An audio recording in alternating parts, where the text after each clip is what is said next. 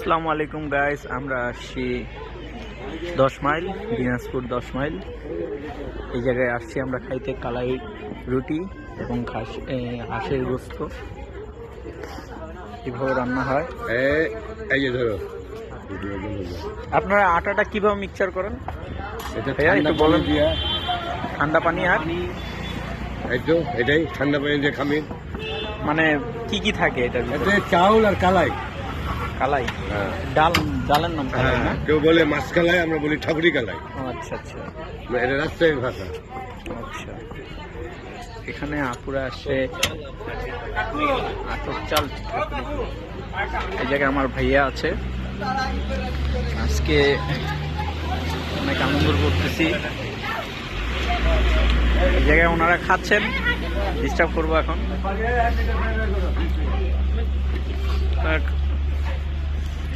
আপুরা কেমন লাগতেছে বলো? অনেক মজা।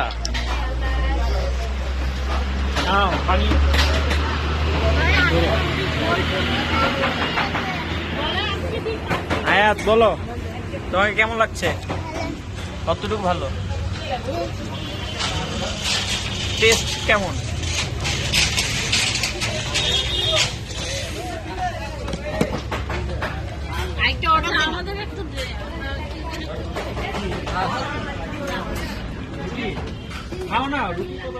যে যত কম খাবে ওই বিল দিবে না, আর যে বেশি খাবে ওর বিল আমি দিব।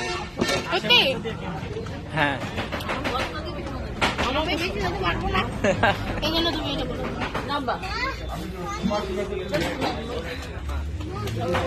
এই জায়গায় বিখ্যাত 10 মাইলের কালাই রুটি এবং এই যে পাখির গোস্ত পাওয়া যায়। একটু ঠান্ডার মধ্যে কালাই রুটি খেতে স্বাদই অন্যরকম। ভিতরে রুটি লাগবে নাকি?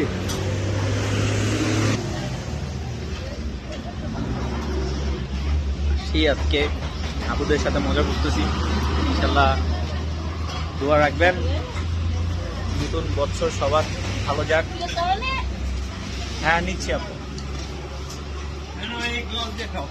তো ভাইয়া কেমন লাগলো বলো? ফাইন, কালাই রুটি অনেক মজা এখানকার। যাই হোক, ঠান্ডার মধ্যে বাইক চালায় আসছি এমনি, আর আপুরা আসলে অটো দিয়ে আসছেন। তো আসল কথা কি, একটা শীতের অনুভূতি যদি না নিতে পারি। কয়েকদিন আগে ভালো ঠান্ডা ছিল দিনাজপুরে, তো এখন কেন জানি ঠান্ডাটা একটু কম। আর ঠান্ডাটা কম, ভোরবেলা একটু ঠান্ডা পড়ে আর রাত্রেবেলা ঠান্ডাটা পড়তেছে, এবং কেন জানি আপনার ঠান্ডাই নেই এবছরে। মিস করতেছি ঠান্ডাকে, কড়া ঠান্ডা। আমরা ধরেন রাত্রেবেলা করে বাসার মধ্যে আড্ডা মারবো, ওই জিনিসটাই হচ্ছে না আগের মতো। যাই হোক, আমাদের সাথে থাকবেন, ইনশাল্লাহ আবার দেখা হবে নেক্সট কন্টেন্ট নিয়ে, ইনশাল্লাহ। আসসালামু আলাইকুম।